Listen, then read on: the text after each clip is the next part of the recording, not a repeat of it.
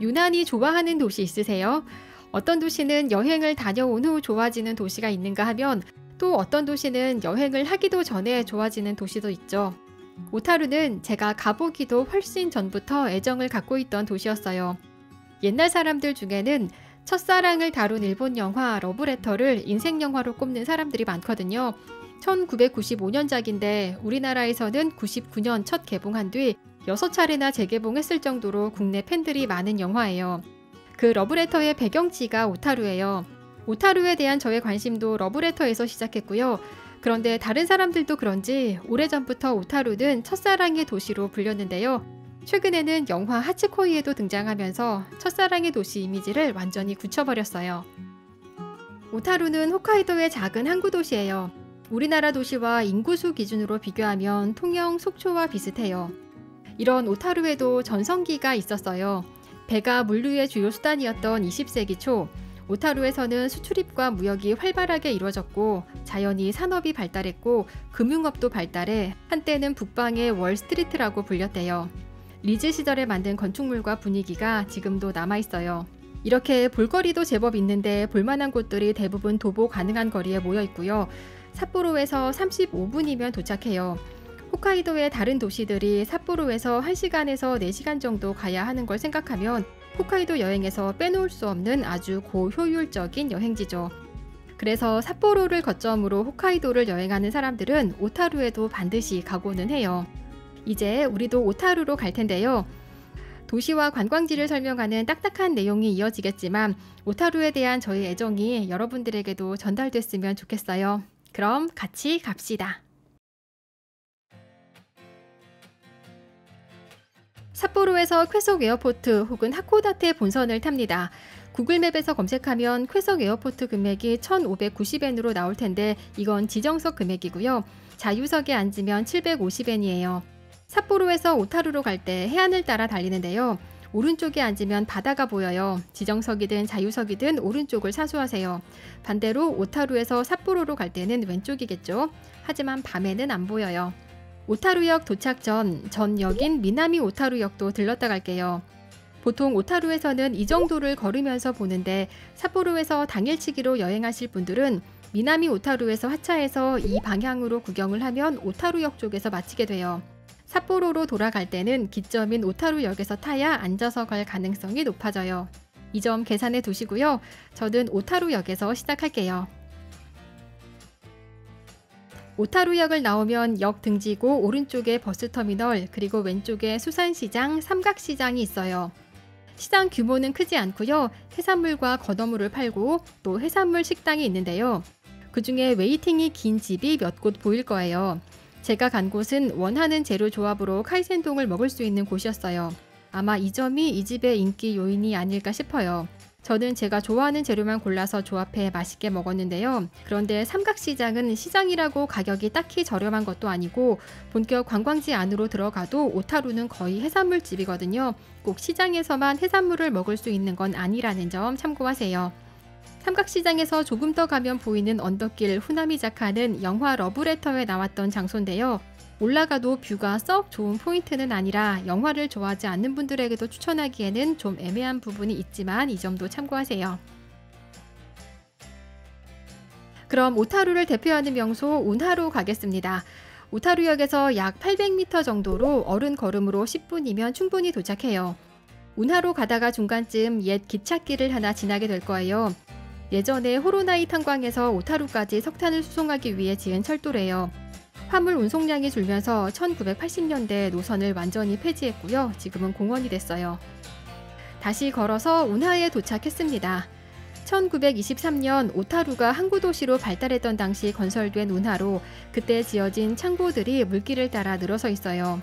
대부분의 운하가 그렇듯 운송수단으로서의 역할이 끝나고 침체기도 겪고 한때는 매립될 상황에도 처했다가 시간이 지나 레트로한 분위기를 강점으로 지금은 오타루를 대표하는 명소가 되었어요. 이렇게 오타루 운하와 창고를 중심으로 오타루에는 1900년대 초에 지어진 건물들이 지금도 도시의 분위기를 잡아주고 있는데요. 가장 대표적인 곳은 옛 일본은행 오타루 지점으로 현재 일본은행 금융자료관으로 사용되고 있어요. 운하에서 조금 떨어진 옛 일본 우선 건물은 러브레터에서 여주인공 히로코가 일하던 도서관 장면을 촬영한 곳이에요. 현재는 공사 중인가 봐요. 그 외 많은 건물이 미술관, 갤러리, 상점 등으로 관광의 한 축을 담당하고 있는데요. 오타루의 미술관을 소개한 홈페이지는 제가 더보기에 남겨놓을 테니까요. 미술에도 관심 있는 분들은 더보기도 참고해주세요. 이제 본격 거리 구경하고 쇼핑하고 맛있는 거 먹으러 사카이마치 도리로 가겠습니다. 이 거리에 있는 대부분의 건물은 19세기 말에서 20세기 초에 지어진 거예요. 약 800m가량 옛 건물들이 늘어서 있어요. 이곳에서 가장 흔하게 볼 수 있는 곳은 유리공예 집일 거예요. 오타루는 유리공예가 발달했거든요. 물자가 많이 오가던 시절에 야간 항해와 작업을 하다 보니 등유를 이용하는 유리램프가 필요해 제작하게 됐고요. 서양 기술이 들어오면서 기술이 점차 정교하게 발달했대요. 이후 전기가 대대적으로 보급되면서 유리램프의 수요가 감소한 뒤로는 예술성이 가미된 공예품으로 발전하게 돼요. 러브레터의 등장인물 중 히로코의 현 남친과 그의 친구들도 유리공예 일을 하죠. 그 중에서도 대표적인 곳 두 곳을 소개하려고 하는데요. 두 곳 다 내부 촬영이 금지라 공예품까지 보여드리지는 못해요. 먼저 기타이치 글라스. 설립 연도는 1901년. 사카이마치 안에 지점이 꽤 많아요. 그 중에 가봐야 할 곳이 사무관인데요. 1901년에 지은 건물을 개조한 곳에 숍과 카페가 있어요. 카페는 사진 촬영은 되는데 동영상 촬영은 하면 안 되는 곳이라 사진으로만 보여드리지만 100여 개가 넘는 석유 램프가 불을 밝히고 공간과 딱 떨어지는 음악이 흘러서 오타루만의 공간감이 느껴져요. 또 다른 곳은 다이쇼 유리관. 공간은 1920년대 지었고요. 컨셉과 상호명을 달리한 여러 점포가 오타루 곳곳에 있어요. 그런데 이 거리, 일본의 다른 오래된 거리랑 조금 다른 점 느끼셨나요? 지진에 취약한 일본은 목조 건물을 짓잖아요. 그런데 오타루는 석조 건물이 많아요. 오타루는 창고가 많은 도시고 금융업도 발달한 도시였죠. 특히 화폐는 불이 나면 피해가 커지기 때문에 화재에 강한 석재를 많이 사용했고요. 건축도 서양 문물이 들어오던 시기에 서양 양식을 따르기도 해서 일본 타도시와는 다른 분위기가 느껴져요. 이렇게 사카이마치 도리의 끝지점까지 오면 이 분위기를 마무리할 오타루 오르골당이 나옵니다. 본관 건물은 1915년에 지은 옛 곡물회사의 창고를 리모델링 했고요. 안에는 3,000종이 넘는 오르골이 입양해 갈 주인들을 기다리고 있어요. 일본 다른 지역에서 오르골당 다녀가신 분들 있을 텐데 본점이 오타루였어요. 이 오르골당과 르타오 본점이 있는 교차로를 메르헨 교차로라고 하는데요. 영화 러브레터에서 히로코와 여자 이츠키가 스쳐 지나는 장면을 찍은 곳이 이곳이라는 썰도 있고요. 또 오타루 우체국 앞 사거리라는 썰도 있는데요. 두 곳 다 더보기에 구글 포인트 남겨놓을 테니까요. 관심 있는 분들은 찾아가 보세요. 이제 먹는 얘기 할게요. 오타루는 디저트도 유명한 도시예요. 낙농업과 농업이 발달한 홋카이도는 사실 대부분 지역에서 유제품, 빵, 과자가 맛있지만 오타루는 일찍 서양 문물이 들어와 서양식 디저트가 발달했어요. 가장 유명한 곳은 르타오, 상호명은 오타루를 뒤집어 프랑스 느낌 나게 만들었어요. 여기 치즈케이크가 제일 유명하고요. 본점은 웨이팅이 너무 길 수도 있거든요. 주변에 지점이 많으니까 시간은 없고 분위기보다 맛을 보는 게 우선이라면 다른 지점으로도 눈을 돌려보세요. 그 밖에 로카테이, 키타카로가 르타오와 함께 오타루 3대 스위치로 꼽혀요. 홋카이도는 어획량이 일본 1위로 해산물의 신선도가 뛰어나고 맛있거든요. 특히 오타루가 해산물이 신선하고 맛있는 곳으로 유명해요. 아마 거리에서 가장 자주 보이는 게 카이센동 집일 거예요. 그리고 스시가 유명한데요. 만화 미스터 초밥왕의 배경지도 오타루였어요. 미스터 초밥왕의 작가의 고향도 주인공 쇼타의 고향도 오타루로 오타루가 작품의 모티브가 되었고요. 오타루에는 스시 거리도 있는데요. 그렇다고 막 붐비는 스시 거리는 아니고 가장 유명한 마사즈시 필두로 10여 곳 정도 있어요. 유명한 곳은 대부분 미리 예약이 필요하고요. 사이사이 예약 없이 식사할 수 있는 곳도 있으니까 예약이 힘들면 점심시간보다 조금 일찍 이 동네를 방문해보세요. 그리고 어묵 좋아하는 분들은 가마복고 전문점 가마이 공장 직영점에 가시면 가마복고 만드는 것도 견학하고 뜨끈한 가마복고도 먹을 수 있어요. 이제 오타루의 마지막 장소 텐구산, 텐구야마로 가려고 하는데요. 그 전에 한 군데만 들를게요. 사카이마치와 가까운 곳에 신사가 있어요. 언덕에 있어서 바다와 마을을 살짝 내려다볼 수 있는 게 포인트인데 사카이마치 도리 쪽에서 올라가면 계단이 너무 많아서요. 운동할 생각이 아니라면 이렇게 돌아가는 게 좋아요.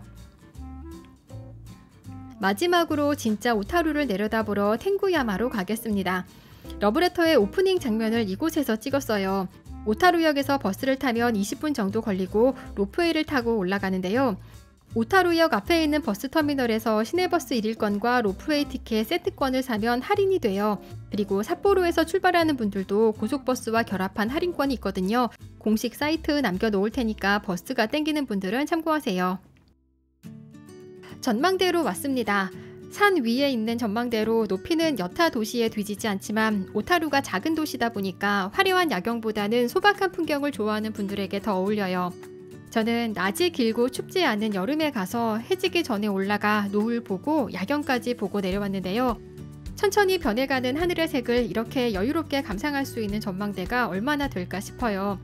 홋카이도에서 무슨 3대 야경이라는 삿포로, 하코다테에 다 갔었지만 내려가기 싫어서 발길이 떨어지지 않았던 곳은 오타루뿐이었어요. 물론 완전 개취라 도시의 화려한 반짝임을 좋아하는 분들에게는 다소 초라해 보일 수도 있겠지만요. 떨어지지 않는 발걸음을 억지로 옮겨 이렇게 오타루 여행을 마칩니다. 오늘 준비한 내용은 여기까지입니다. 오늘도 시청해주셔서 감사합니다. 홋카이도 다른 도시가 궁금한 분들은 전체 가이드와 함께 보시는 것도 좋아요. 홋카이도 여행 준비하시는 분들 재밌게 다녀오세요.